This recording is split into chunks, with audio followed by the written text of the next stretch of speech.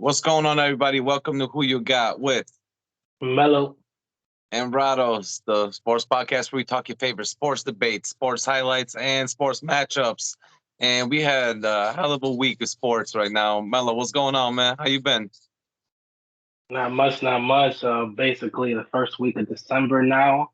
Yes, sir. We're halfway in the NFL. About a month in to the NBA.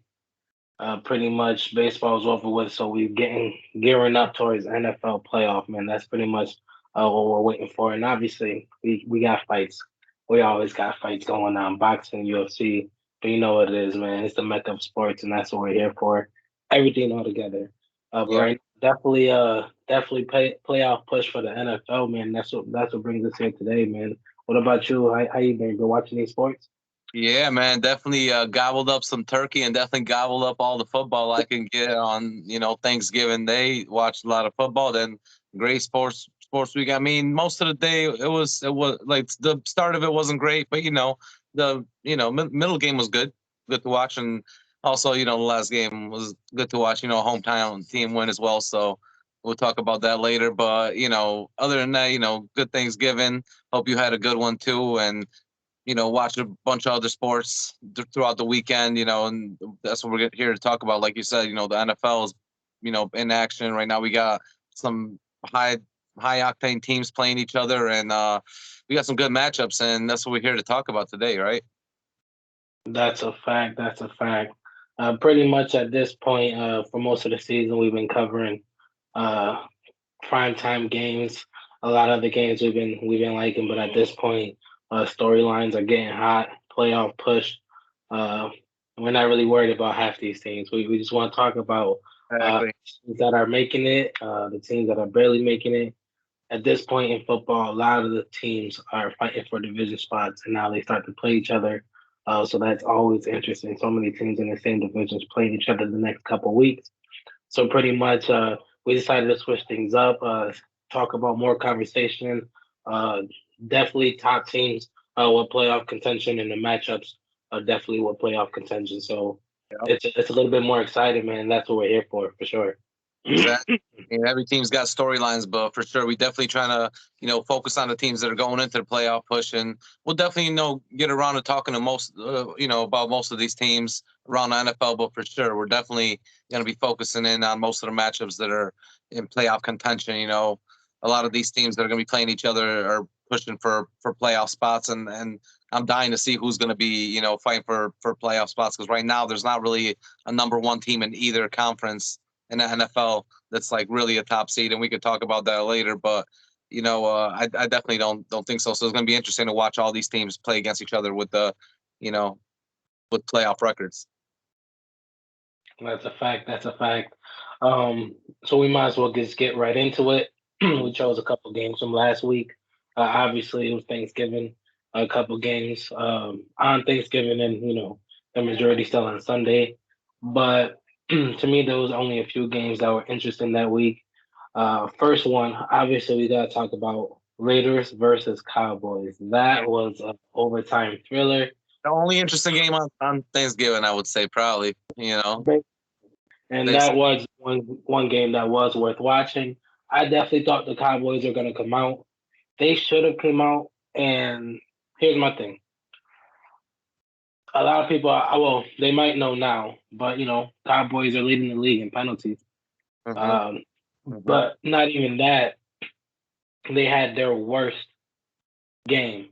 Both teams basically had 100 plus yards in penalties, but Anthony Brown, cornerback, he not only was the one that gave up the penalty pass interference on third down to pretty much give them the win, keep that drive alive. It was a 36-33 win in overtime for the Raiders, but that was his fourth of the game, all four coming on third down. Yep. Yep. That was. The Raiders themselves went 3 for 13 on third down. He himself gave them four breaks. He was better than them on their third down. Yeah. And it's sad because he didn't get one all year. He hasn't gotten one all year. In this game, he got four. it's like they couldn't catch a break. Um, they were pass interference. It sucks, but like They definitely like there was one that was a little bit iffy, but the rest, yeah. that's what I'm with for sure. Yeah, so when you got a game like that, um, crucial third downs that he's given up, that the Dallas Cowboys defense are giving up, and they squeeze a 3-point win in overtime. The Cowboys 100% should have walked away with that. Another good thing, obviously, we had no good games on Thanksgiving, but we had 4 players with over 100 receiving yards in that game alone on Thanksgiving to make up for the rest of the trash that we were Yes. forced to witness. So that was pleasurable. I mean, We the had Bills Ellen up and the there. Cowboys. That wasn't like that. The Saints have been falling apart basically at this point. It It's was just wasn't, yeah, yeah. This was the only yeah. it was not going to match up. But the 4 receivers, I want to give a shout out to them. Sure. For the Cowboys, we got Gallup, and Wilson Gallup had 5 receptions for 106 yards. Wilson had 7 receptions for 104. And basically for the Raiders, we had Renfro and Jackson. Obviously, it seemed like Jackson's career is kind of pretty much revitalized. The Raiders have found a way to do what the Rams couldn't do. And I will tell you that right now, pretty much Deshaun's out there doing work. And obviously, he's never been consistent. He's never been consistent. But at the Rams, he couldn't even get nothing. And this is at least the 3rd game this season since he's been with the Raiders that he's pretty much shown, like, damn, that's Deshaun Jackson. So Renfro had 8 for 134, and Deshaun had 102. So basically, both quarterbacks obviously threw over 350 to get those receivers yards. Zeke did not have a good game. Pollard had more yards than him. I don't know what's going on with Zeke. That was a horrible game by Zeke. Jacobs had 87 yards and a touchdown, so he did a lot better. But pretty much, like you said, that was the best game on Thanksgiving and the only game worth watching. But it was a good game to me, obviously, into the clutch, overtime, 3-point win. You can't go wrong with that. Carson went ham. Yeah, I mean, it was. I love watching that game as well. I'm like you. I think the Cowboys definitely had chances to win that game, and they probably should have won that game multiple times. I mean, like you said, I don't know what's going on with Zeke. Like, really, right now, Pollard looks like the better back there, and honestly, I think that they should give him the ball more. They even said like last week that they were trying to give him the ball 15 times. And if you're trying to give him the ball 15 times, then there's not going to be that much for Ezekiel Elliott at all. One thing about the Cowboys is I'm gonna give them a little bit of leniency because they were without C.D. Lamb and Amari Cooper. So without their 2 best receivers, Dak was out there a little bit short-handed. But Michael Gallup did step up for sure. Wilson stepped up for sure as well, like you said. But their defense played terrible. I mean, even other than those 4 pass interference calls, which only one of them was really iffy. The other 3 were pass interference calls for sure. Right. But their defense just played terrible all night. They couldn't play the pass down the middle. They were letting a lot of routes go down the middle. And Hunter Renfro, he had a great game. He had like 13 targets, 11 catches, or something like that.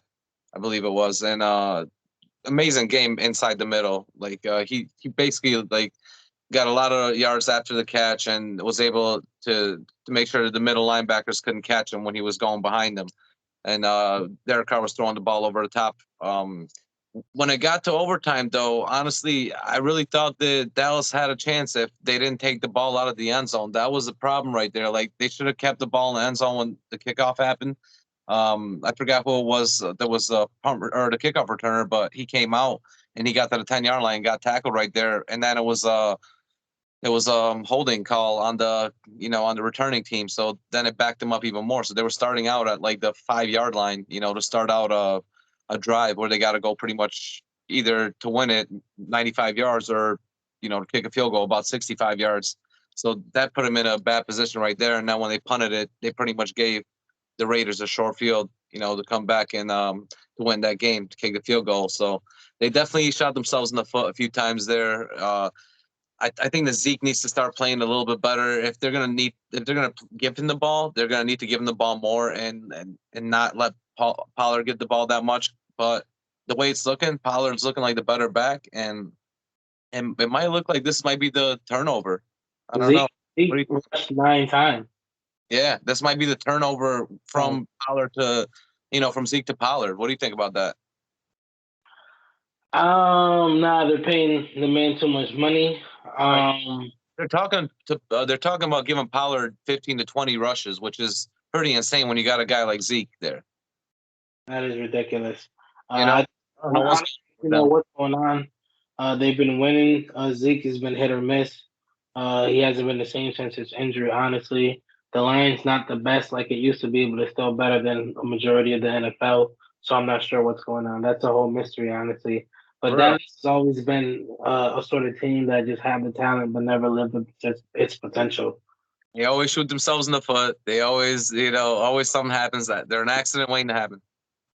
That's a fact. That's a whole fact. Sorry. But obviously, that was the only good game on Thanksgiving. But Sunday, we obviously had the rest of the games. Another game that was a thriller was obviously with the GOAT. Bucks versus Colt. A 38-31 win by the Bucks. Basically, you would think that Tom Brady did his whole thing, but honestly, after the spanking the Colts just put last week on the Bills, they came out hot. The Bucks were down by 10 at halftime.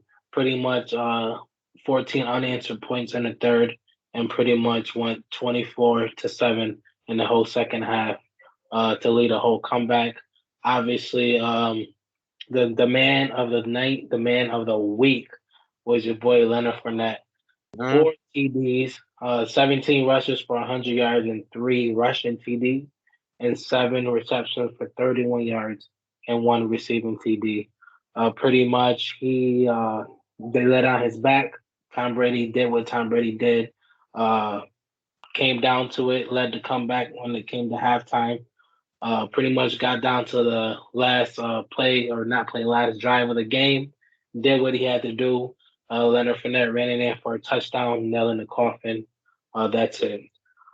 Indy obviously had their stagnant issues on offense, but when you give up 5 turnovers, you keep giving Tom Brady chances to come back, march down that field, put points on the board. And that's just literally what he do best. Obviously, when they're leaning on Fournette, they could pretty much run so many options.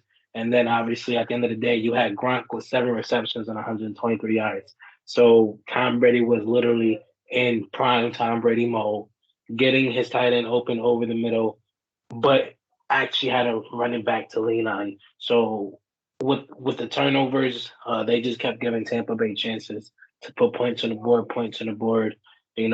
3 fumbles, 2 picks. Pretty much that was the name of the game. And there was nothing else to write about. That was a game that the Colts started off strong, came out flat, probably put, I think, 7 points in the fourth quarter. That didn't do nothing.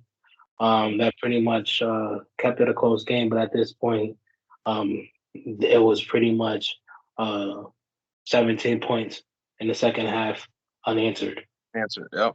Unanswered 17 points in the second half. So pretty much once they put up that 7, it didn't matter. Tampa Bay still marched down that field, and Leonard Fournette put that nail in that coffin.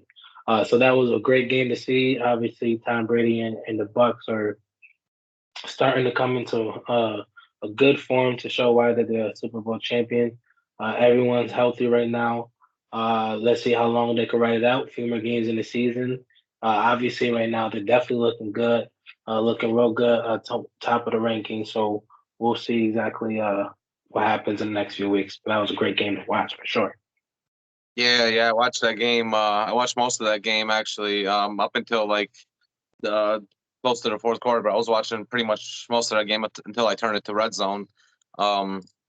But yeah, I'm seeing what you just said in this game was a great analysis. That turnovers, and the turnovers were a big key from the first half to the second half in this game, because in the first half, obviously, the Colts were tearing it up. The Colts, they had two drives that they went down the field, and they were able to score both times. Tom Brady threw an interception. There was a fumble by the Tampa Bay Buccaneers in the second quarter that happened. So it was a lot of turnovers that were happening by Tampa Bay in the first half. And then all of a sudden, everything changed, and the turnovers were happening to the Colts in the second half. Like you said, the 2 interceptions and the 3 fumbles by them as well. I thought that Jonathan Taylor had a pretty good, decent game in the first half. You know, he had like around like 40 to 50 yards in the first half when I was watching it, and in the second half they just didn't utilize him as much. I mean, obviously it was more of a passing.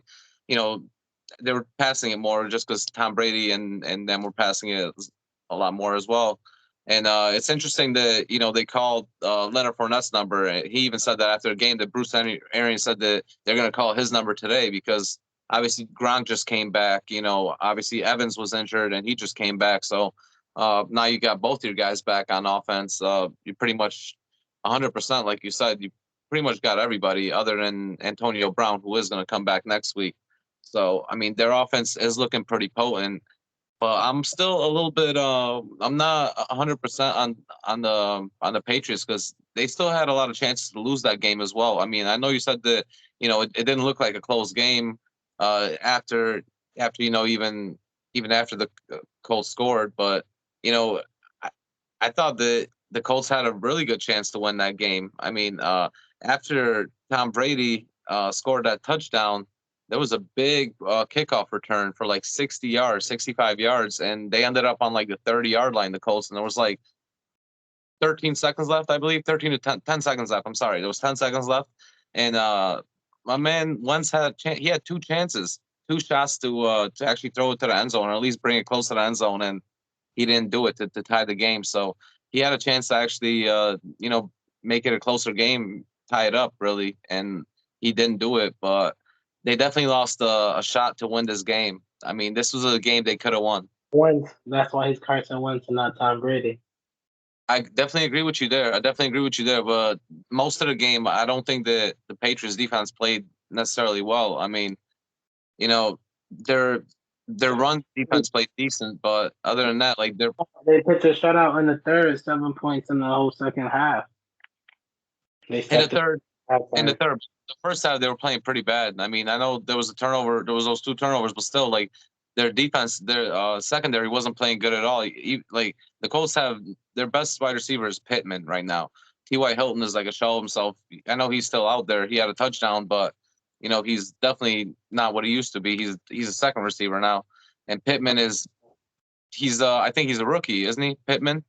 Either a rookie or second year, and he's just starting out, so he's not getting as many targets as he should be as well because obviously Carson Wentz likes to throw to his tight ends, like Doyle. Doyle had a great game. He had a touchdown. He had like 6 receptions as well. So I definitely think that the Tampa Bay defense could have held them down a little bit more. They were a little bit suspect.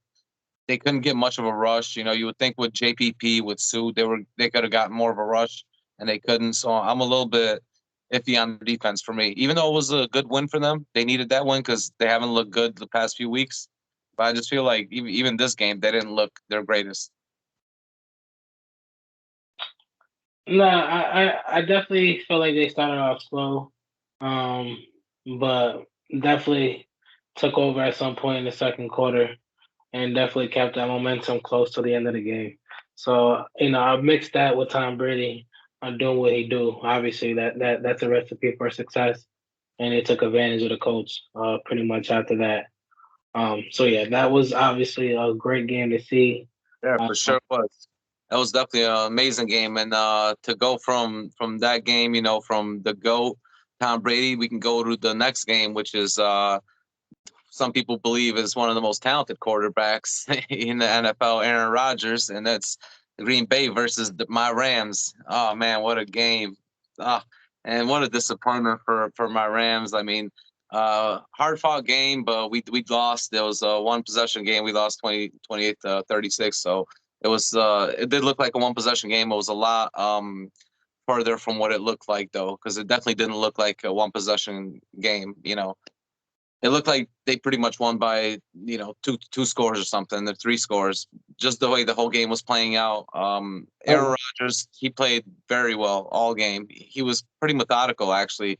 He didn't have to literally try too much. I mean, Jalen Ramsey, he played his, whatever they call his new defensive slot. They call him like the X Factor slot or whatever, which whatever kind of cornerback that is, he gets to decide where he wants to play. He didn't decide very well that game. I'll tell you that much. Like it didn't look good for my Rams. I was very disappointed in our defense, especially. Devontae Adams just tore us up, and not only him, but also our rush defense wasn't that good at all. And we have one of the best rushing defenses in the NFL. And this week, they didn't have Aaron Jones. I mean, he came back, but he wasn't his full self. He actually had to leave the game in the second quarter, so he wasn't his full self. But my man AJ Collins came in, and AJ Collins looks like a whole different type of back for the Packers. Like this guy just looks like beefed up, big, kind of like Derrick Henry, but he's got a little bit more sidestep to him. I'm not saying he's got a talent like Derrick Henry, but he definitely has like that old school game where he likes to, go down the middle and pound the ball down the middle. And I think Aaron Rodgers, this is like definitely what he needs. He needs running backs like that. That's going to take him over the top. They definitely were able to, to beat us like that with the running game and with methodical plays down the field. Obviously, like I said, Adams did his thing, but also Valdez Scalding had 2 plays that were over 30 yards. He beat us down the field. So I'm very disappointed in Matthew Stafford again. This is the 3rd week I'm saying this, and this is the 3rd week that he had a pick 6, and it was another reason why we lost. Honestly, if it wasn't for the pick 6, momentum would have been, changing. This was like a 14-point switch because we were actually moving down the field. This was like around the 50-yard line. We were moving the ball down the field, getting first downs, and all of a sudden he throws the pick 6, and then they get a 7-point lead on us. So that's definitely a momentum shifter, and it definitely changed the game a lot. And Matt Stafford, he threw a few balls that were definitely over the head of receivers. I mean, I know that Odell's just getting in it, but he definitely threw Odell a few times. Odell did get that 1 touchdown that was very nice. He outran 3 guys, which is still good to see him do. And Cooper Kupp still did his thing. He's still the best receiver in football, but I mean, they were just playing from behind all game, and they couldn't win after that pick 6. They couldn't come back from behind because Aaron Rodgers, he would just stay on the field getting long drives, getting field goals. They only had 2 punts the whole game. Green Bay Packers did, so you can't win a game like that with the Rams. What do you think about that game, though? Nah, it was pretty much everything the Rams couldn't do, and everything Aaron did do. Pretty much Aaron didn't practice all week, talking about a toe injury. Came out there, threw for 300 yards, threw for 2 touchdowns, and then ran for 1. Talking about fucking toe injury. A toe injury. Oh, on, man. What? Pretty much 16-point 3rd quarter, blew the game out to a 19-point lead. And that 16-point, not necessarily in the 3rd quarter, but that 16 points, the same amount of points that the Packers got strictly off of turnovers. Drives directly right after turnovers. So pretty much that was the story of the game. Like you said, it was 36-28, but it felt way worse the whole game. Definitely did not feel like a 1-score game. It really just was a horrible showing. And now, once again, crazy, right? Because I'm going to read off some stats for the Rams, and still it felt like a horrible showing. So Stafford threw for 300 yards, 3 touchdowns and a pick. Henderson rushed for 55 yards. Kupp had 7 receptions, 96 yards. Jefferson had 3 receptions, 93 yards and a TD. Exactly. And Odell had 5 for 81 and a TD. So when you got 3 receivers getting over 80 yards, pretty much throwing for 300, 3 touchdowns and an interception, you would think they had a decent game. But like you said, it was just hard to watch because they just couldn't get no game flow going. They couldn't stay on the field. They couldn't get drives going where they need to go. Matthew Stafford did not look his best. It was so weird. It was so weird to watch. So like it definitely ended up being a one-score game, but Packers pretty much had control of that whole game. That So it's, interception killed us, man. That pick six literally killed us. Like, I mean, he had a pretty good game, but that once you see that pick six, like that just kills a team right there. I don't no, know. I don't know if you remember, like a few years ago, there was the Cardinals. They had I forgot who the quarterback was, but they had the quarterback. The starting quarterback, he threw like 5 picks in a row every week. He threw 5 pick sixes in a row, and like everyone felt bad for him, and like they were wondering, like, is he gonna do it next week? Is he gonna do it next week? And like defensive guys, like they just like they start feeling that. Like if they hear that the guy's been throwing pick sixes, they're like, maybe I can get one too. Like so all the defensive guys that are playing against Stafford right now, they're like itching to have him throw to his side, their side. nah, definitely. Like the Rams, lost of 3 straight now. Yep. Stafford's not looking the best. He's still looking better than most, but it's clearly not enough to win the game, and that's the whole point. Obviously, you got to win the game. I think we need to start balancing the game a little bit more with the running game. I mean, I know that we're more of a passing team and we're going to be passing it probably like 35, 40 times a game, but we got to get at least 25 to 30 runs, I feel like. Because right now with Henderson getting 50 yards, he's not a number one back really per se, but he should be getting around 70 yards a game, I feel like, with having our other guys there too, like Sony Michelle and stuff. No, definitely for sure. So obviously, like we said, all these teams are in playoff contention. So we'll see what they all have to offer the next upcoming weeks. Packers are looking pretty good. Yeah, Rams are starting to drop off. We'll see what the next few weeks bring. you can see. But good one for the Packers. Good one for the Yeah, Packers. definitely a good and well needed win. Well Uh, needed. Obviously, those games are great to watch this week. It was good football for the most part. Obviously, you got so many games to choose from, so you're going to see something that you like. But obviously, go along with the scores, the matchups, the recaps. Speaking about seeing things that you like, we definitely got to talk about some storylines. Mhm. We're already more than halfway in the season. There's a lot of talking going on, and we like to stick to it. Keep our ear to the pavement. So we got a couple questions, couple stories. Definitely, pick each other's ear on exactly what we think's going on. So first thing I want to talk about, it's a who you got. Obviously, we threw out a couple of predictions in the beginning of the year on certain awards. So this is a who you got offensive rookie of the year. Who do you have? And who did So you choose to start off with? yeah. So if I remember correctly, I mean, I think I remember mine. Do you remember yours? Because I think I remember mine. Okay, I remember mine. So mine was Trevor Lawrence. Yeah, I Yeah, picked Trevor Lawrence, and I yeah, mean, yeah. he hasn't had a great year, of course, but let's. I mean, I don't know if let's not talk about Trevor Lawrence right now. Let's talk about who I think should be or who I think is playing like the rookie of the year and should be the rookie of the year. I think honestly, it should be Mac Jones, New England quarterback. I mean, the man, like, he didn't look that good coming out. Mac Jones, who? Mac Jones.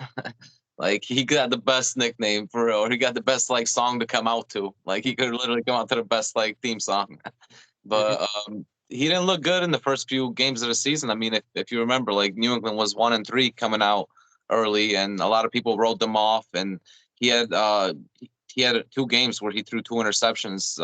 The second game and the third game of the season, he threw 2 interceptions each of those games. So he didn't look that good. But other than that, he's been looking really great all season. Obviously, they got an 8-4 squad right now. They do have Bill Belichick right there, who's teaching the wings. But there's a reason that they didn't keep Cam on the roster in the beginning of the season. They must have saw something from Mac Jones, and the Patriots don't really take quarterbacks early. They never take quarterbacks early in drafts. So they must have seen something from him.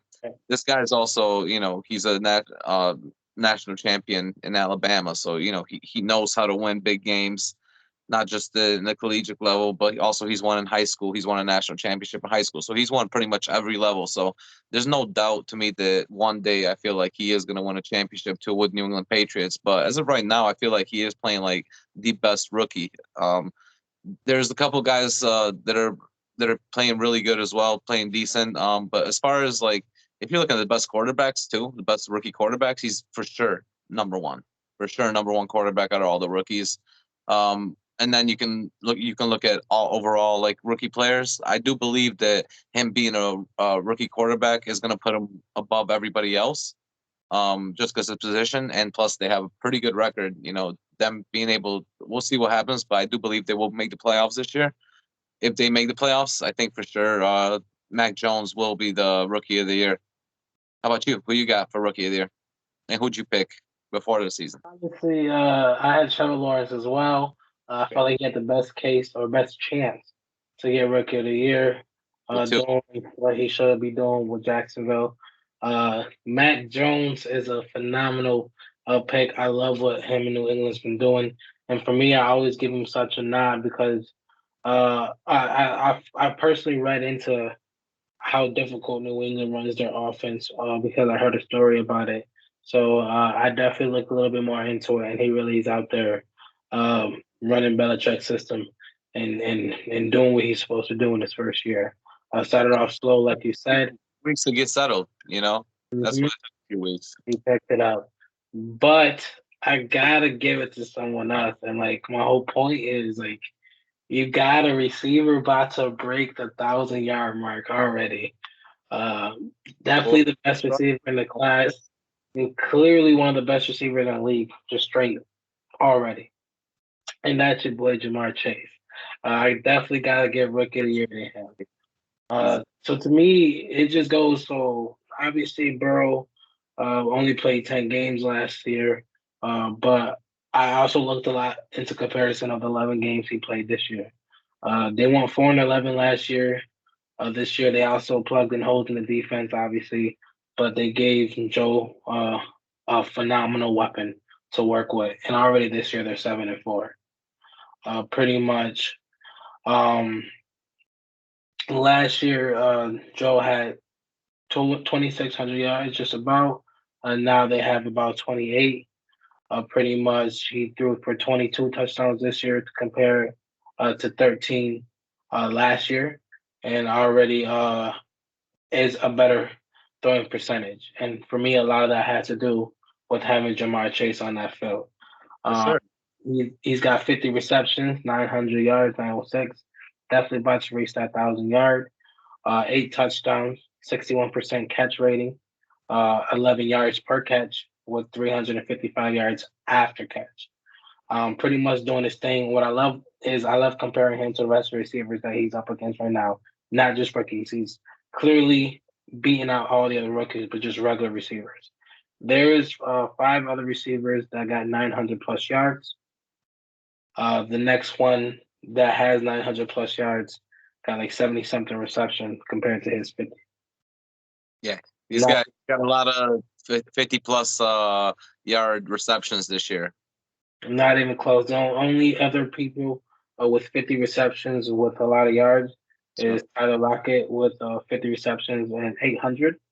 And obviously, you got to give it up to Debo Samuel. He got 56 receptions with 1,000 yards. So he's doing his thing, but pretty much he's not a rookie. But Jamar Chase is up there. yards Uh, per catch is ridiculous. you know, top That's 5 receivers in the league right now as a rookie. So for me, I definitely, because he's definitely beating out Devontae Smith, Jalen Waddle, Elijah Moore, any other rookie, a receiver, not even close to him. And I personally still think that he's also the best rookie just altogether. I definitely give Mac Jones a nod, depending on how Mac Jones play the next couple weeks. Um, that will matter. Definitely got 2 games against a tough Bills defense coming up, so we will see what's about to happen there.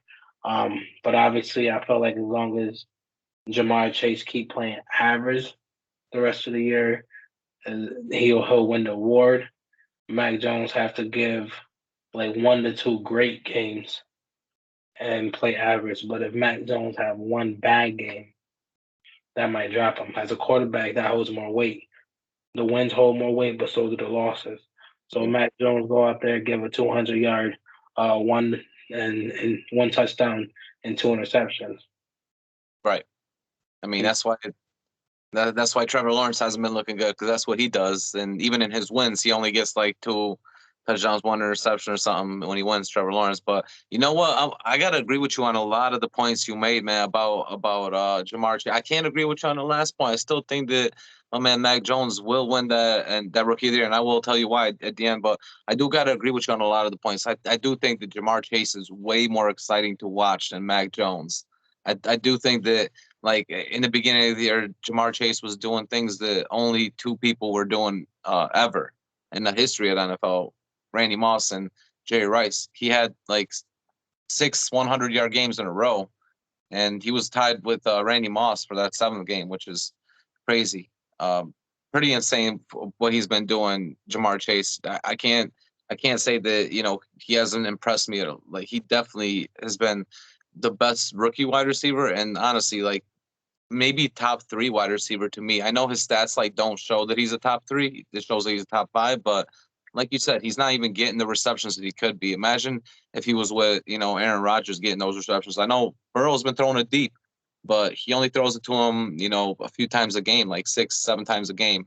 So That's what I'm saying. Like Burrow, yes, he's a good quarterback and he's growing, but like a lot of it is the ability to be able to throw to a receiver like yeah, Jamar. So for me, that like I'm not just gonna act like his whole growth comes from Jamar, but like when you have, not to mention you play with them in college, when you have confidence true, and exactly. Yeah, with a receiver like that already, easy peasy. Like I because said, they plug some holes in the defense.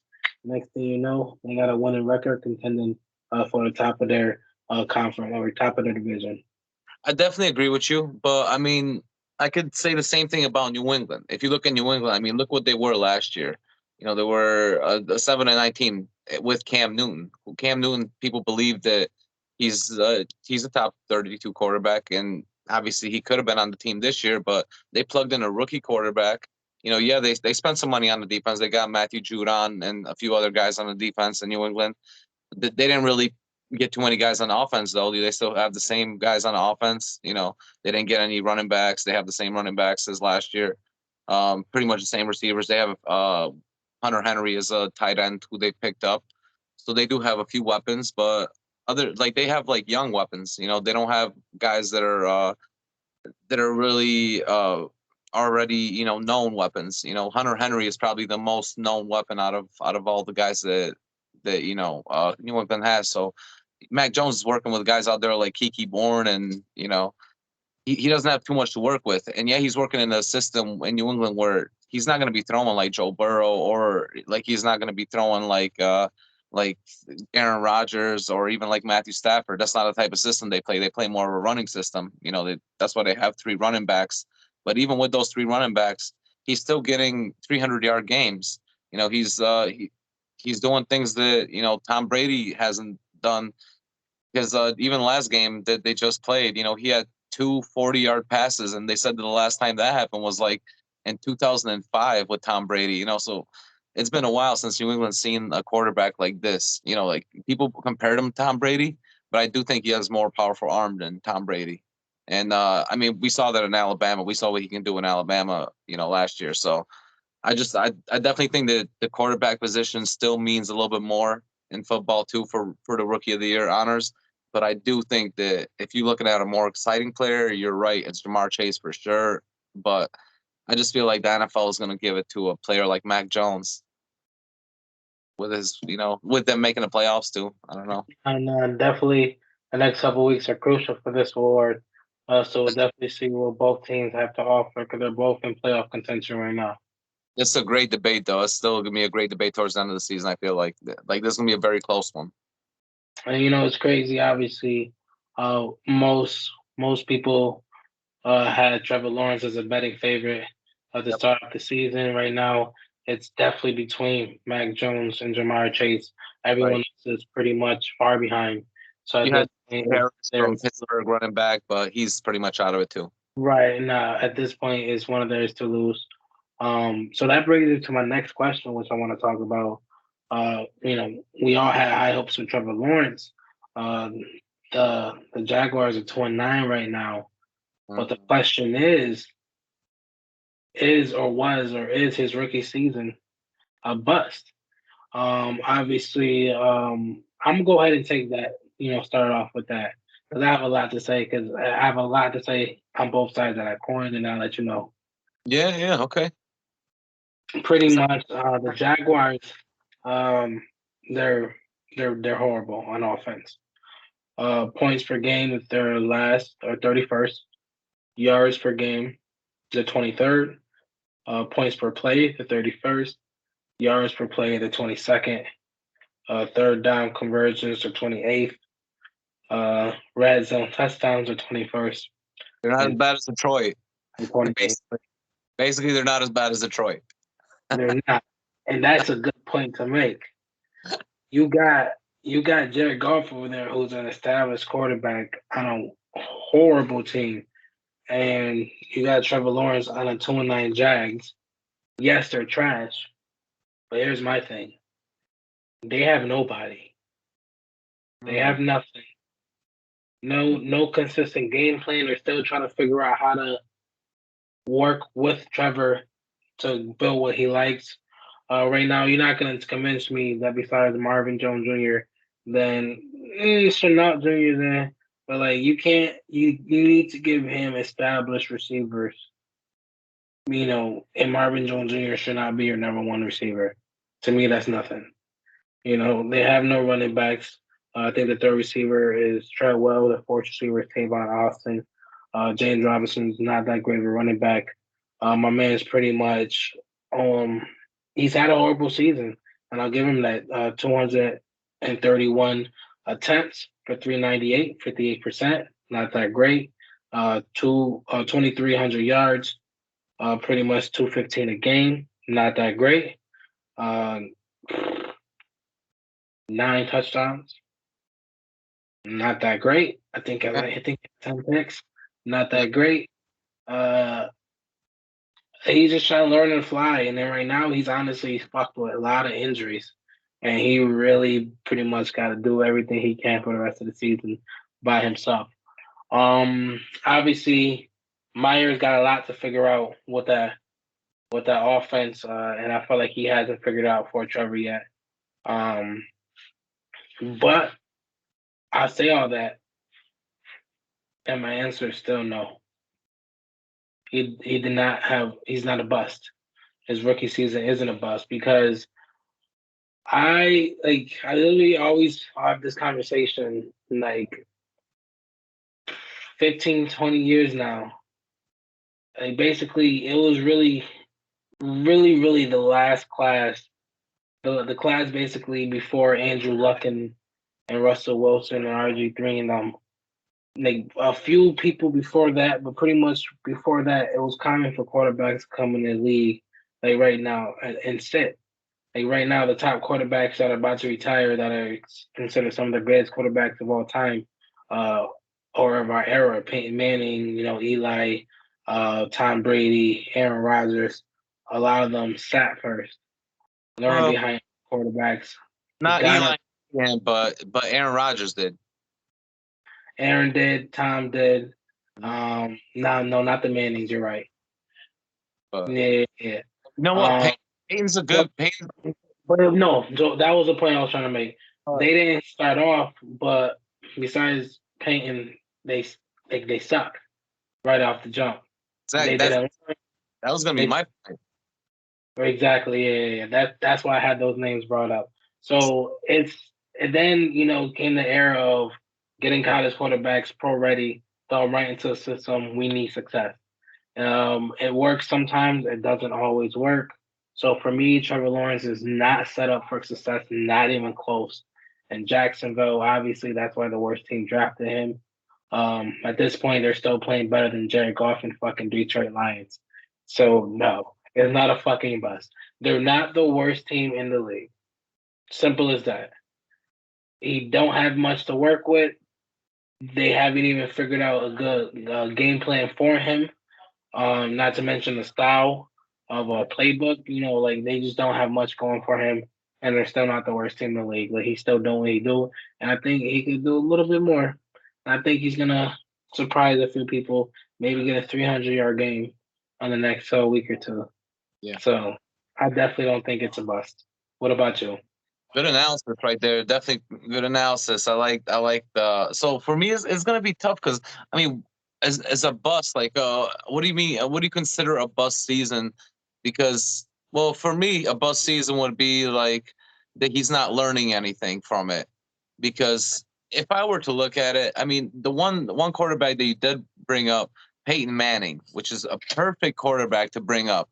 I mean, yeah, they don't have a similar game at all, but my man Peyton Manning, he started his rookie year and he went 4-12, if I remember, and he had like 18 interceptions and only like 10 touchdowns his rookie year. So he played. Everyone remembers this, that Peyton Manning had one of the worst rookie years ever, and then people look at him as one of the greatest quarterbacks of all time. Obviously, most skillful quarterback for sure. He definitely up there.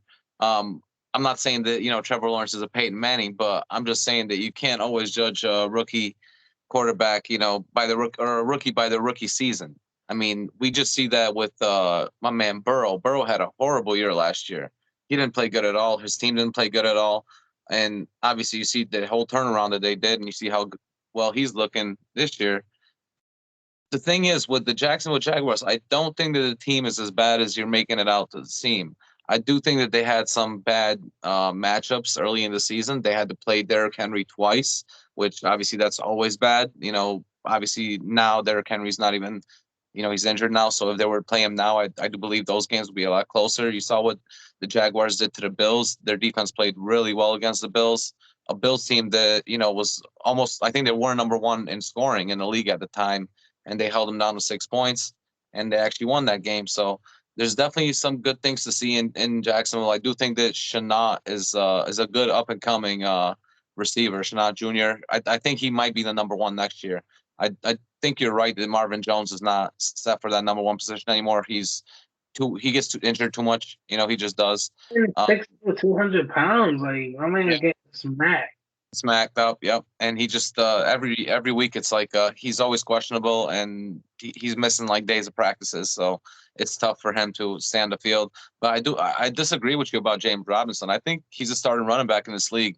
I actually like him as a running back. He's young. It's his second year, so I think you should give him a chance. He does. I'm telling you, I think you should. One Get thing. a chance at the same time. That's my whole point. That's not how Trevor Lawrence gets better. Well, listen, would you agree with me that they don't have a good offensive line? They don't have a good nothing. So where's the money going? But that's what I mean. But I'm saying that I could see a little bit of skill from James Robinson, the running back, that enough that if they had an offensive line, I feel like he'll be a good, a good weapon with Trevor Lawrence. I think that he's got a few weapons there, but I think you're right. They need to build a little bit more. I think Shenault needs to be there next year. I think James Robinson needs to be there.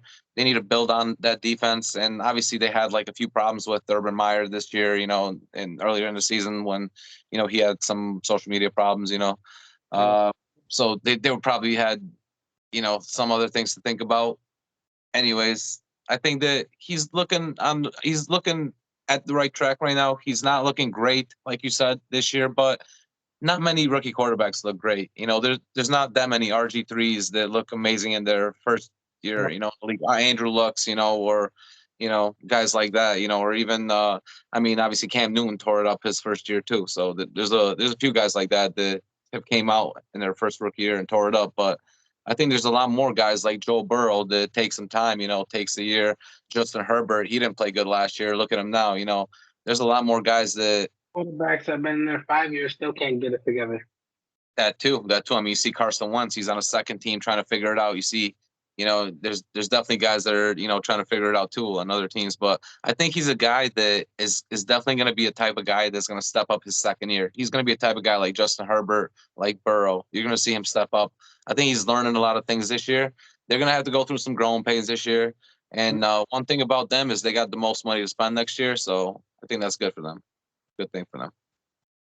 No, for sure. That's why I definitely don't think it's a bust. I think it's, like you said, it's a learning opportunity. He's becoming a better quarterback.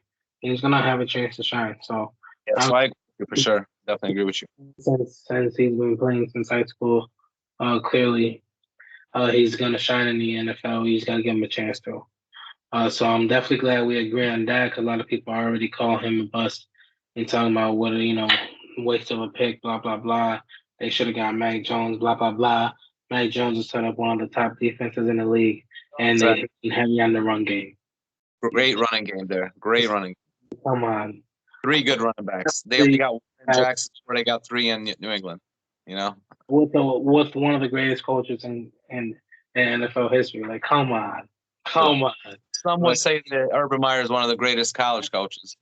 But Exactly, we're talking about college. It's a whole other game in the NFL. Yeah.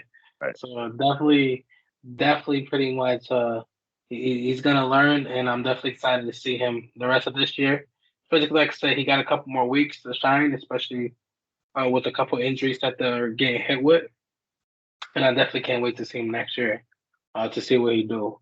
But you know how we do, man. We actually got a few more questions. Like I said, we're bringing a lot more content this time around. So I got another who you got. Obviously, we got a couple of teams that are playing good, got to the top of the standings, looking fantastic. And then the last couple of weeks, they haven't been looking too good. So I got a great who you got for us today. Who you got? Which team is more in trouble? The Bills or the Rams? Do you want to go first or do you want me to go first? You let me know. You know what, man? Can I take this one real quick? Can I take this one first? Go ahead. Who you got? Who you got? This was an interesting question, and I mean, looking at both these teams, they both lost in the last few weeks. A few times, I know the Bills did just win against a team in New Orleans, but looking at this question, honestly, it's got to be my Rams. They're a little bit more in trouble, man, especially when they just lost to a team that's looking like they're going to be the number one seed in the in the NFC, in the Packers. The Packers already they have a win against them, and they're already a game above them. So that's like a game and a half that they're pretty much above them. So that's the reason why it worries me. I mean, it's not just that they lost three games; is that they're because I do think that they're going to make the playoffs. I'm not worried if that they're not going to make the playoffs. I think that whatever happens, we're going to get a wild card spot. One of the wild card spot is going to be ours. What worries me is where we're going to be seated.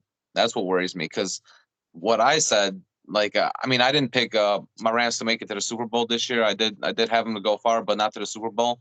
I had the Packers actually winning the Super Bowl this year, but I do think that if my Rams were number one, I do think that they match up. If they were in first rank, and people had to go to LA to play in LA, I think that they match up a lot better than if they had to go to places like Tampa Bay, Dallas, or Green Bay.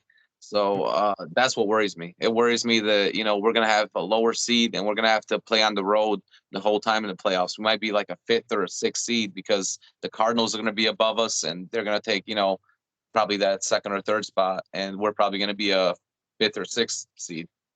So that's why it really worries me. I mean, other than that, I do think that another worry is that Robert Woods is out. We are missing him a little bit, down the middle.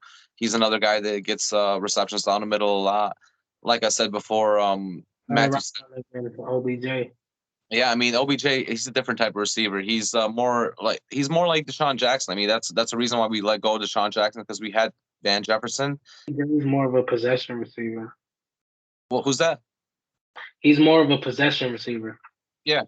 I mean, Deshaun Jackson's a deep threat though, so he's definitely that type of a kind of like OBJ, like deep threat type of receiver, and that's the reason why we got OBJ is because Van Jefferson was dropping a lot of passes, and we thought that he's going to take over at least the third spot, but now he has to, take over the second spot, or Van Jefferson has to move up. But it does worry me a little bit that we lost Robert Woods, and that my man Stafford's been throwing pick sixes because it's tough to get out of his head. I do think he's going to get out of that. He's just probably got the yips right now. It just is got to get out of his own head. But it worries me a lot what seed we're gonna be at the end of the season, because that doesn't mean that we're gonna make the Super Bowl if we're a lower rank. No, definitely losing three straight. Definitely not looking too good for the Rams. Especially like you said, playoff push. seeding counts a lot. True. Definitely Counts. Definitely counts. So losing the game to the Packers like that was definitely such a bummer. Especially like you say, because like we said, they didn't look good at all. So they got a lot to figure out. But I'll be honest, that's not my pick. I'm gonna have to go with the Bills. The other side of the conference, man. It's a lot to unpack here. So, how you beat the Chiefs, beat the Titans, Derrick Henry go down. Yeah. Top of the conference. Now you're second in your division, looking in at a wild card spot. What? Shit changes in the NFL in a few weeks. First in your division, you haven't even played yet, and you played twice. Yep. And in my opinion, Bills and Patriots got the top 2 to 3 defenses in the league right now. Yeah, I agree. So you about to go. Here's my problem, right? So what happened, right?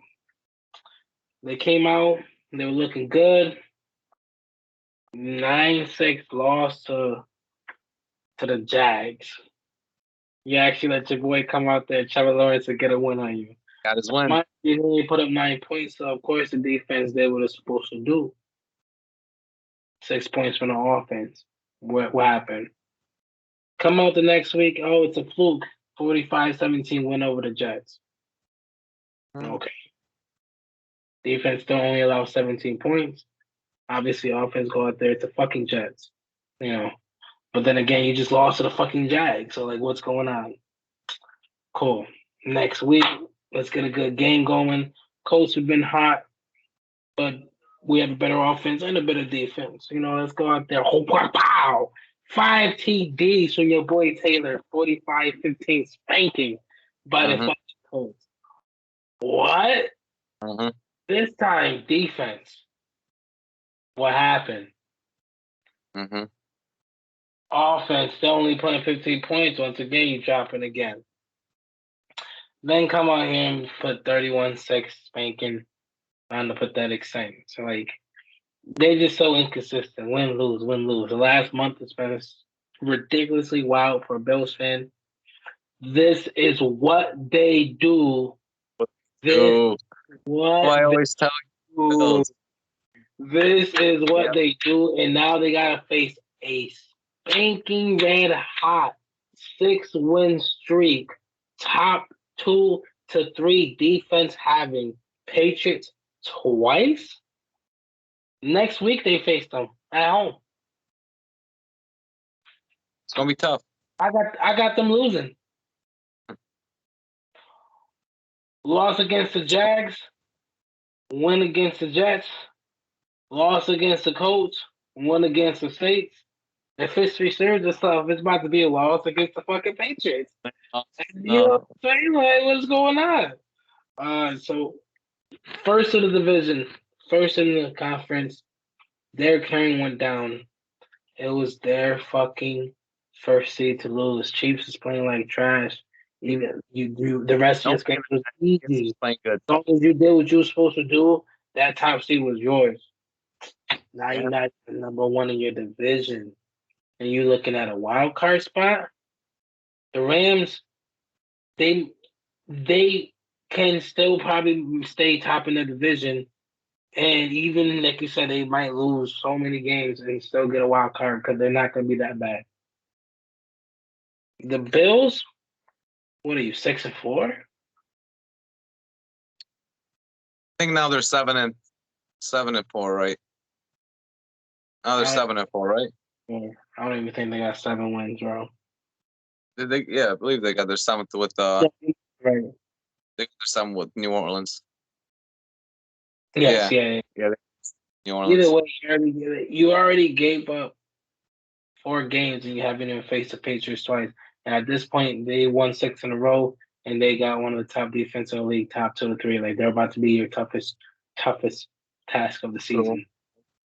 But here's the thing with the with the AFC though, I still believe like the AFC doesn't really have a top team. Like a lot of people maybe want to put like the Ravens up there or the Chiefs. Like it always switches up every week, and maybe the Patriots. But like a lot of it, that's going to decide for sure in the next few weeks.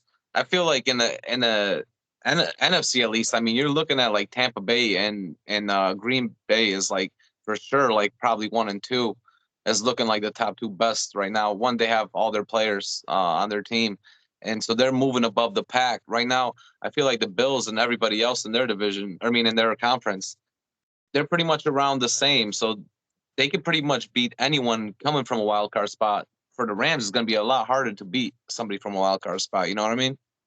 And no, I have more faith right now in the way that I have more faith in the Rams with the talent that they have on both sides of the field to get hot if they need to in the playoff. Yeah. I have faith in that. With the Bills, if Sure, it's not a shootout and a blowout, yeah, that's they definitely worrying about the they Bills. cannot win the tough when they face tough defenses, nitty gritty. Josh Allen started off the season slow, and I said this in one of our first few episodes. He's not looking too good. The first few drives of the game, he's not looking the greatest. He's been continuing that all season. If they can't get started right and it's a tough, nitty gritty, low scoring game, they're liable to give up those games so easily. Yeah, Right I now, definitely agree with you. top teams they got to, like I said, Patriots, Ravens, tough defenses. Yeah, So even if you make it to the playoffs at this point, like I said, if depending on how these next two, like if Patriots take one of these two games against the Bills, I don't I have think faith they in will. them, and I think they will. I don't know. At that point, at that See how point, they the Patriots might still win the division. Bills have to play a wild card game, and going to either Patriots or Ravens with one of those defenses, it might be tough for them. And to like be I a tough said, game. they're gonna have to play maybe a hot Bengals or a hot Chiefs team with hot offenses. Like I see what you're saying. at this point, the Rams are already in a tougher division. They were already going to deal with those tough teams. The Rams were literally going to have to play three Super Bowl type teams to get, or two Super Bowl type teams to even get to the Super Bowl. Yeah, So that was already. But the whole point was the Bills supposed to have it easy. They were supposed to be sitting in first place, and they were supposed to be the road to the Super Bowl, and they were supposed to be, besides pretty much the Chiefs and maybe the Ravens, cake walking through.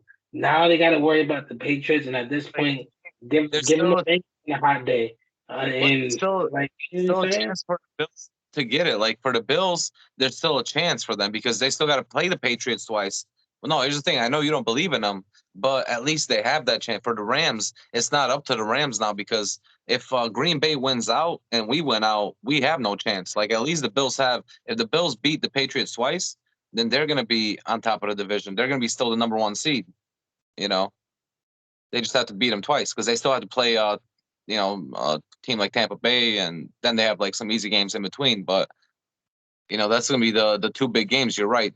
But for me, what worries me about the Rams is that watching my man Stafford doing what he's doing, he's throwing those pick sixes, and that's tough for the playoffs. If he does that in the playoffs, we're out of it in one game easy. And he's never been good against like top 500 teams, like playoff teams. He's his record was 8-74. He's only won 8 times and 74 losses against. I mean, I know a lot of that is in Detroit playing when he was playing in Detroit. So, but this year against playoff teams from last year, he's 0-3. So it's not good to see. That's what it worries me a lot that he's not playing good against the best teams. Like even the playoff, he's not playing good at all against like the bad teams and the medium teams. We're beaten, but it's those top teams that we're having trouble with, and that's what we got to beat to it. Into the trash teams. Yeah, I mean, we tearing them up, but then when we play a good team, it's like only one side. It's kind of like the Bills, honestly, because only one side of the ball shows up. Like just this week, obviously we're playing against a high-powered offense, so it's tough for the defense to keep up. But our defensive line didn't show up at all, and our offense showed up, in the first half up until he threw that pick six. And there's been a few games like that where in that game against Carolina where they beat us. Our defense showed up where it was a low scoring game, but our offense wasn't showing up at all. It was like, we scored 14 points, they scored 21, but it's stuff like that that worries me too. So it's similar stuff to the Bills, but I just feel like as a Bills team, like I feel like if they go to New England, even in the playoffs, they could win in New England. They could win in Baltimore. And I think Baltimore and New England could go and they could Baltimore and beat the Bills. That's what I'm saying. The Bills ain't hot, man. The motherfuckers beat playing like Baltimore trash. this year. Man, they playing like trash right now, man. Like I said, all depends on how these two Patriots games go. It looked better. I promise you, they in that locker room telling these niggas like them two Patriots games about to decide the rest of the season. Agree with you there. No, I definitely agree with you there. I totally agree with you. But that's why, for me, it worries me more is because for the Rams, they have no shot at their own destiny. The Bills got a shot at their own destiny right now. They can win those games. The Rams, even if they win, the best we can get is second, even if we win out. So. Yeah. No, definitely. I see Bills, you see Rams. Either way, both those teams are trouble, no matter who you got. So it's definitely, they got to step it up. It's playoff push time, and they're falling off the wagon. Yeah, definitely. It's the worst time to be in trouble. Worst time to be in trouble. Got to start getting hot. And speaking of people being in trouble, man, this is a quarterback that looks like he's in trouble this year, man. Baker Mayfield, the Cleveland Browns, they look like in trouble. And this is his last year on his contract, his fourth year, and they have a decision to make at the end of the year. Do they sign the contract, my man? Last year in the NFL. Okay, so let's talk about that right now. Let's talk about that. That's the question right now. Last year of his contract, and obviously we see the contracts that are given to the NFL, 40, 50 million year contracts per year. Do you think that they're going to re-sign him next year? And do you think they're going to keep him, or are they going to move on from Baker Mayfield? Cleveland Browns, that is. Are they going to move on from Baker Mayfield? Should Cleveland Browns get rid of Baker Mayfield? Hell yes. Hell yes. And you know me, I love having the stats to back it up. I went digging. Yeah, I didn't think you were going to go that way. I didn't think you were going to go that way. Man is stop it. Let me show you what man is. 2 weeks ago, we had a conversation on are the Cleveland Browns a Super Bowl contention, and you said yes. Nah, not with Baker at the helm. Not with Baker at the helm. Anyone else? I think you're right. I think we said that they're playoff contenders. No, you're right. You didn't say they're Super Bowl contender. That's right. You just said they're playoff contenders. Yep. So far this season, 194 attempts for 312 actual throws, 62%, 2,400 yards, 11 touchdowns, 6 picks, 37.8 QPR. What? Terrible. His best season was 2 years ago, 19. He threw and attempted 317, completed 534, 59%, 3,800 yards total, 22 touchdowns. 21. He's like play manager. Horrible. 54.5 QBR. So basically, in his career, for his career average, he's giving you 3,400 yards in a season, 22 touchdowns, 13 picks, off of 61%. That's not good. That's not a starter. Oh well, he was a mobile quarterback. 5 fucking rushing touchdowns in his whole career. He's not doing nothing. He's staying in that pocket doing nothing. Doing fucking nothing. My man needs to get out of here. He can't even average 250 yards. Get him out of here. Get him out of here. At least Lamar can't do that, but he's giving you 100+ yards fucking rushing. Baker Mayfield can't even rush. He's not good for nothing, man. He got the best team in the fucking NFL built around him and literally making him look completely trash. Ship him the fuck out of here. Send him to Canada. I think there's like a flag football league. Him and John Manziel could play in. They can MVP. Get them the fuck out of here. Trash. Baker Mayfield needs to go. I don't think he has a job as a starter in the NFL next year. At all. So the one thing that you said that was perfect, is that he has a team that was literally built around him. Not many quarterbacks have that, but the Cleveland Browns went out of their way. They went out of their way and they literally built around this man. They gave him all the offensive weapons he needed. They gave him a nice defense too. They gave him running backs galore. They gave him literally everything, tight ends, whatever you needed, they gave him, and this man still couldn't do it. Still had problems everywhere. Obviously, he's had injuries throughout his career. Yes, he still. Trevor Lawrence. He don't fucking deserve it. Give that team to Trevor Lawrence. Watch Trevor Lawrence do something. Yes, you're right. That might be a good debate one day. We should have that. Is if what would the record be of Cleveland if Trevor Lawrence was on that team right now? That would be a good debate. We'll see by the end of the season if they actually make a push. But as of right now, the Cleveland looks terrible. I mean, people are calling Baker out. There's not just Odell Beckham's dad, but also Duke Johnson's dad called him out. So he's got like players' dads calling him out. He's got obviously ex-players that used to play with him calling him out. Um, right now, he doesn't look like the quarterback that they thought he was going to be. You read off his stats; they're mediocre. He looks like a game manager, something like Alex Smith used to be, and Alex Smith actually used to win games. That's why Alex Smith's stats we used to like. We didn't look at them that much because Alex Smith had mediocre stats, but Alex Smith was winning games, in Kansas City and even in San Francisco. But as a game manager, my man Baker's not doing it. I feel like he had a chance, a few years ago. Yes, with Odell and with Landry, when they had probably the best offense in the NFL at that time. He's had four different coaches in his career, but at one time you would think that one of the systems would work. One of the systems would fit him, and he would show something out of one of the system. But he's looking literally the same every single year. He's not showing anything. And Only was his second year, and that was a decent year. The progression was supposed to keep going, but he literally pretty much went worse from there, and that's just a problem. worse. And this year he's got three different injuries right now. Same with better team. With better team, yeah, and more weapons. And now he's got three different injuries. He's looking worse. And you got guys like, Dak Prescott that are looking to get paid right now.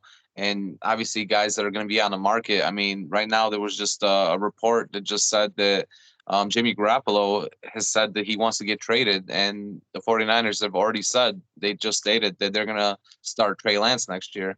And they are going to trade Jimmy Garoppolo. So that's big news right there. Obviously, everyone knows about that news about Aaron Rodgers. Like, he doesn't want to stay in Green Bay. And there's also, Russell Wilson. That he's had talks of not wanting to stay in Seattle, even though I do think he's going to make his way into New York somehow. But there's options out there for the Cleveland Browns. I'm talking about the Jets, not the New York Giants. I'm talking about your Jets, my boy. Either one. Stop with your Jets. Jets. Camera. If Russell goes there, if Russell and Sierra go there, they go. Nah, I just think there's options out there. So I do think that they're not going to pay him this year. They're going to let him go. There's options, like I just stated a few of them. Even, I mean, I could still imagine even a guy like Aaron Rodgers going to Cleveland and trying to win them a Super Bowl. I mean, it could happen. I'm just saying, like, crazier stuff has happened. We saw Brett Favre play for the Vikings, so we see crazy things happen. That's a fact. That's a fact. But either way, consensus is Baker Mayfield needs a spot in the season. Yep. Out of there, ship him out. Don't pay him. No team pay him. They pay him though. Like that. That should be another question. Like, how of a dumb move would it be?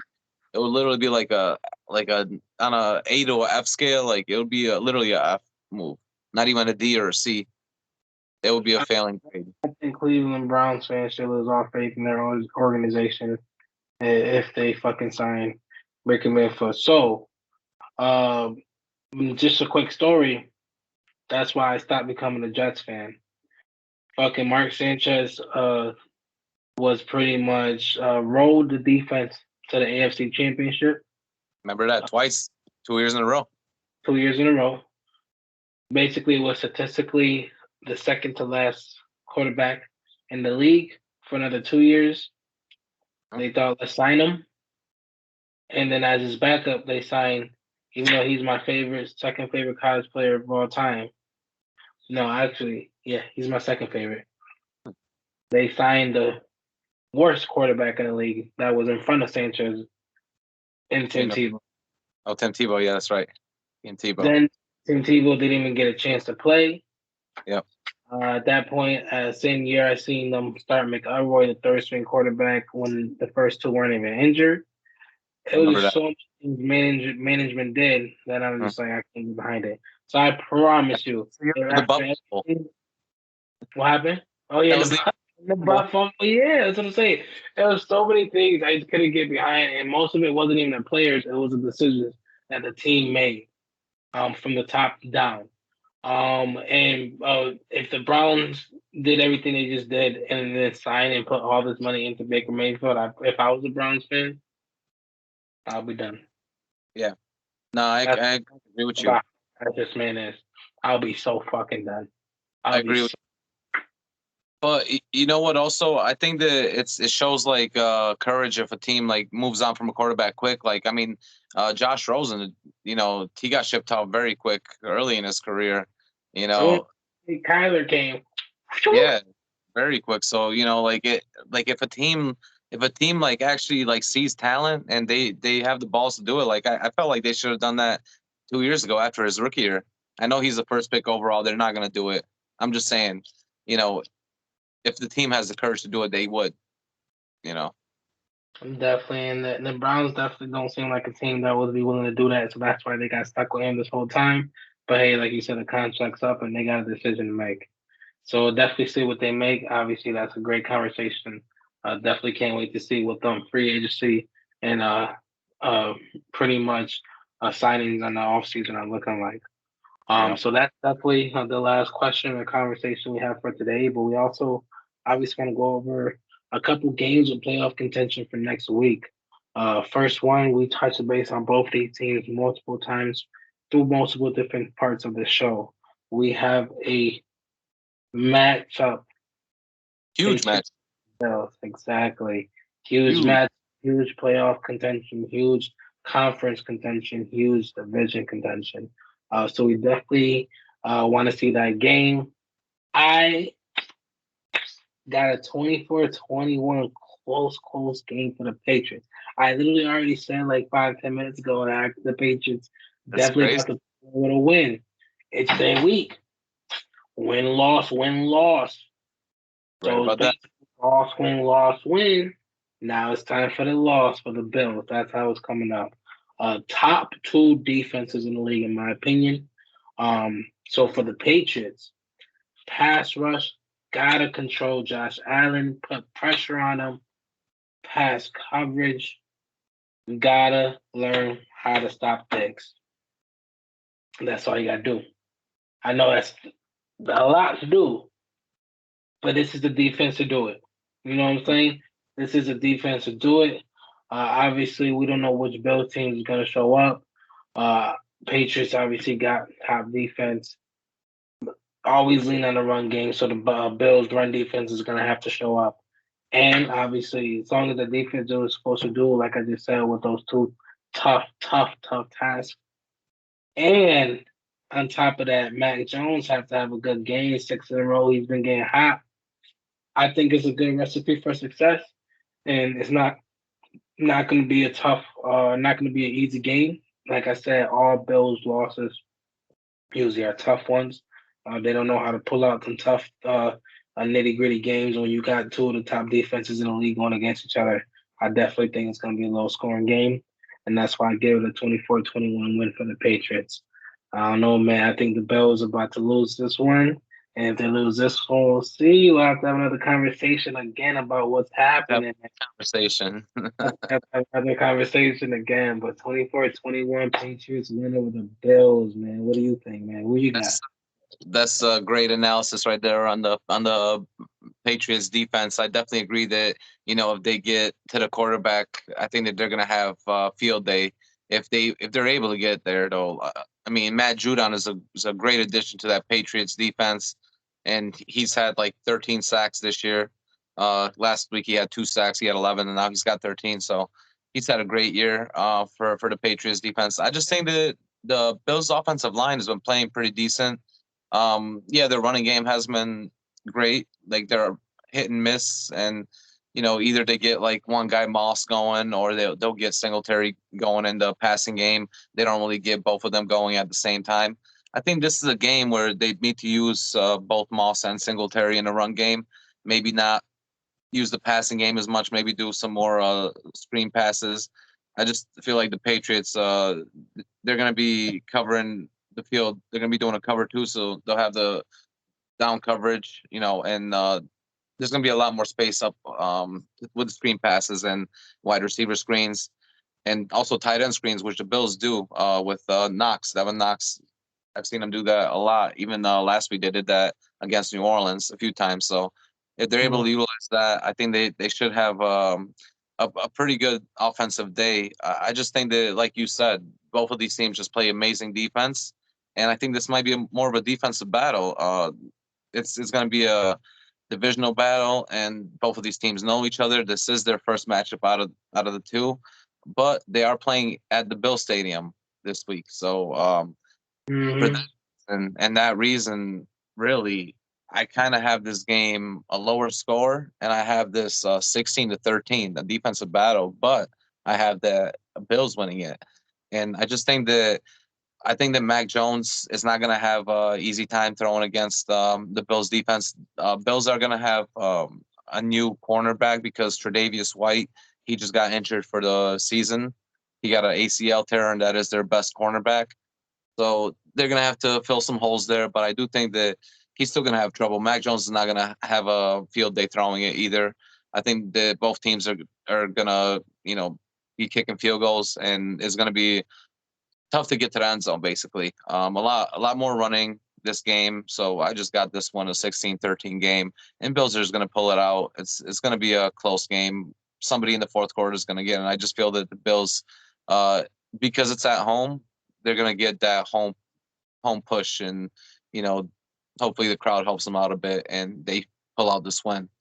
I mean, the Patriots have been playing amazing the last 6 games. They are on a 6-game winning streak for a reason. Like you said, the Bills have been so inconsistent. I like what I saw last week from the Bills defense enough.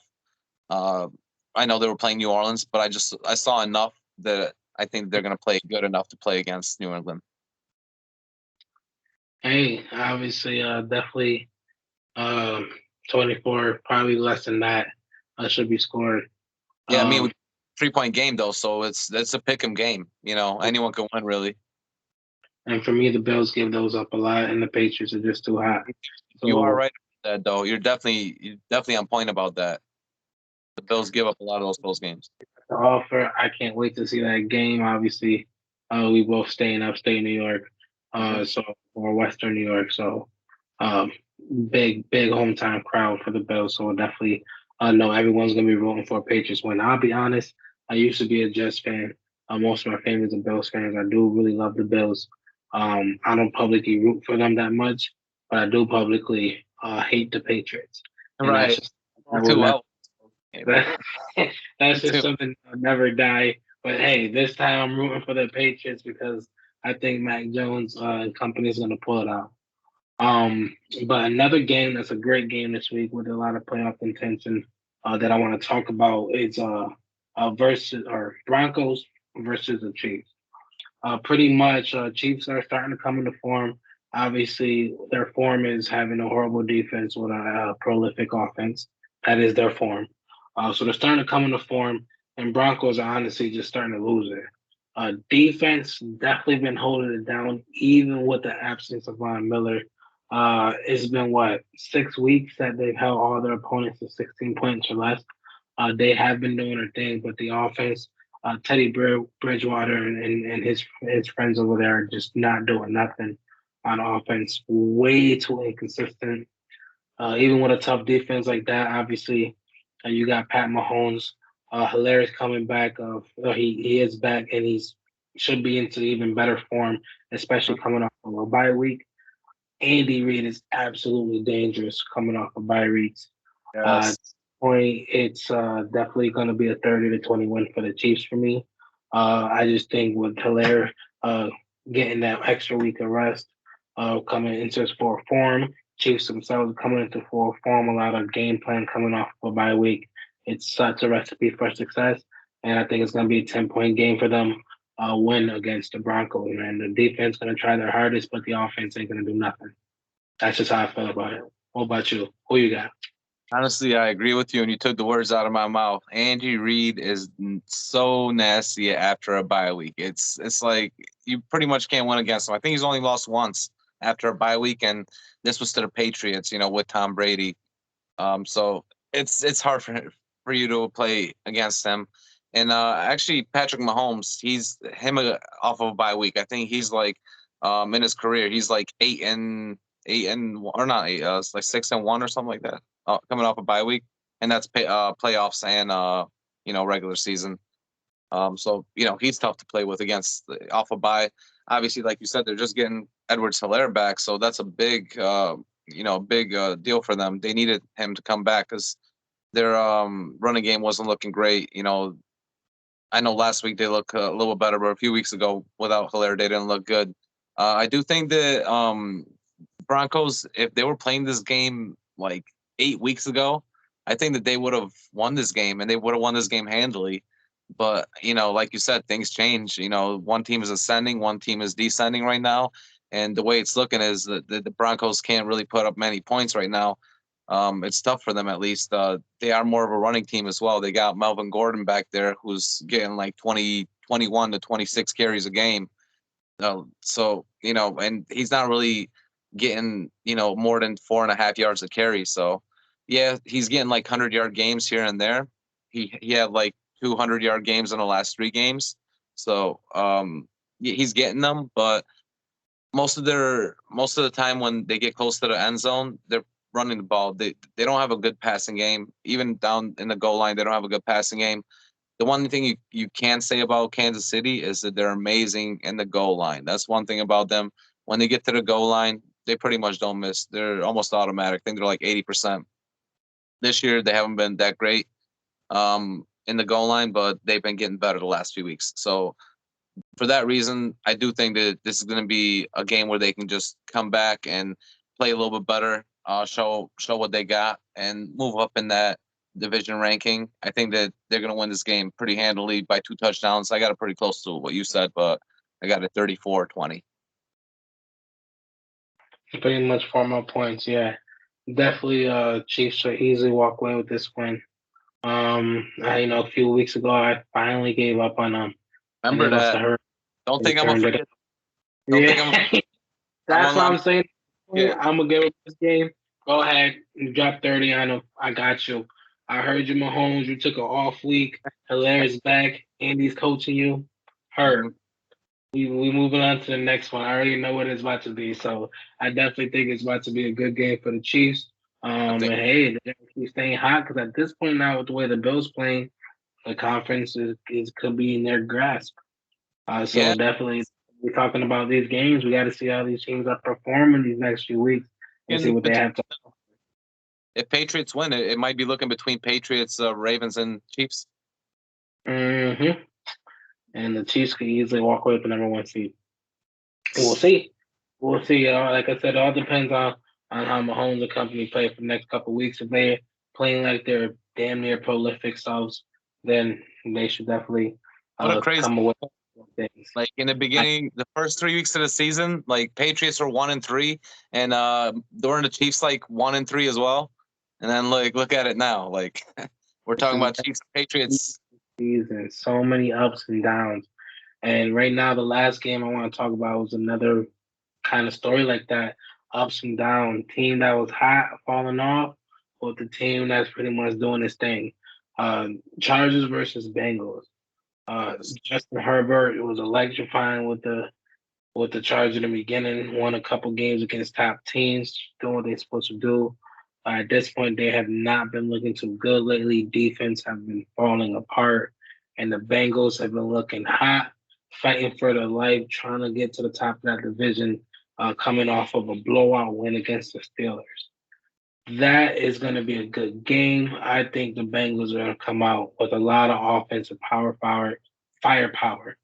Mixon played great. Burrows played great. Obviously, Chase played great. They're doing their thing right now, especially last week against the Steelers. Pretty much, Chargers run defense is trash as long as Mixon has a good game. I think the Chargers will lose this game and the Bengals will come away with the win, but it all depends pretty much on what Joe Burrows has to bring. Uh, Chargers is way too inconsistent on offense for me to put faith in them. Eckler is in the run games not consistent either, basically. So at this point, I definitely think that the Bengals can put a good, decent sized win on them, 37-24. I think Joe Burrow and company continues uh, the the streak from last week. Definitely with the hot offense, because that's a big part of how they won last week. And like I said, a big part of that was a run game. Chargers have a trash run D. As long as Mixon go out there and establish himself as a dominant alpha male on that field, it's going to be over. So I definitely got a 37-24 win for the Bengals. And at that point, the Bengals are looking pretty good in the playoffs and might even be looking at being the top of the division. So that's a good matchup I want to see. A lot of possibilities to come with that win for the Bengals. So I definitely think that they're going to come out with that and come out with a lot of veracity this game.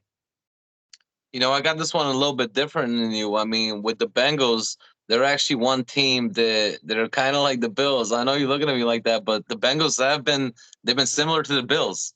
Like they've been very inconsistent all year. Like one week they'll look amazing, the next week they'll just look like lethargic. They can't even do anything on offense. So, I mean, there's a reason they have that record. I think they're 6-5 right now. So they've been very inconsistent, really. Uh, Four.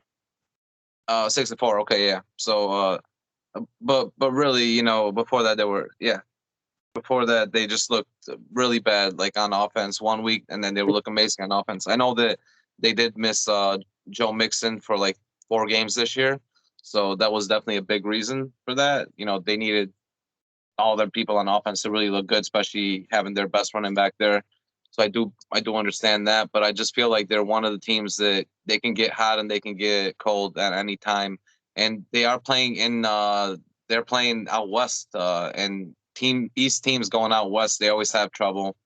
And this is gonna be a big matchup, especially for Herbert, because I mean, a lot of people are looking at Burrow like he took a step up, and Justin Herbert took a step up in the beginning of the year, but now he's not looking as consistent. But these were the two best quarterbacks, or two top quarterbacks taken last year, and people definitely want to see this matchup for years to come, maybe for the next like 10 years to come. Mm-hmm. And it'll be interesting to watch them to see actually who outperforms who. Because to be honest, I do think that Justin Herbert has more weapons on his side right now. I mean, he's got Keenan Allen, he's got Mike Williams, you got Austin Eckler out there. You got a few tight ends that he likes to work with. So I think he's got weapons out there. It's just that if he can consistently put it out there, Justin Herbert has a problem where he overthrows his receivers, and they've been saying that like lately that they're not sure if it's just the offensive line, if he's getting just hurried, and when guys are coming at you, you just happen to throw it earlier or throw it just over the head of your guy. So it could be just that his line is just not protecting him as much as it was in the beginning of the season. But I do think that this week they will be able to, because a team like the Bengals, they don't like to play 4 guys all times. They play 3 guys and then play 4 middle or 4 linebackers. So it's a 3-4 they play. So I do think that he'll have more time back there, and I think that Justin Herbert is going to have a 300-yard game, and Austin Eckler is going to have a pretty decent game too. And I think this game is going to be pretty high scoring. I got this 31-27. But I got the Chargers winning this one. I think the Chargers are going to win this game, and they need, they're going to need to win this game. This is one that the Chargers, if they want to keep up in that division, this is one they're going to need to win. It's for both of them, in my opinion. Yeah, honestly, you're probably right, but I do think that at least the Bengals have a little bit more of a chance, because I think that the the Browns look bad and Pittsburgh looks really bad. But over there on the other side, you got every team is over 500. You know, Yeah. even the Broncos are over 500. Mm-hmm. So, You're right. well, at least at 500, whatever, 5-5 at 500. Exactly. No, definitely. Either way, we got a lot of good games coming up. At this point, we do have a couple that are kind of meaningless, but we do have a lot that obviously hold a lot of weight in the next couple of weeks. And we're Sure. going to be here to talk about all of it, man. And I definitely can't wait, man. We had a lot of good games that we talked about, whether it was recapping or previewing and predicting. And definitely love the conversations that we had this week. We definitely throwing a few more wrenches in there. And I definitely think we're going to keep that up. I love the back and forth, especially talking about these controversial subjects coming out of the NFL at this point in the season, man. Mm-hmm. Definitely had a lot of good conversations about some quarterbacks that were doing work and some that are not doing so well as well. And we're definitely gonna have some more of those conversations in the future. I definitely can't wait to get into it.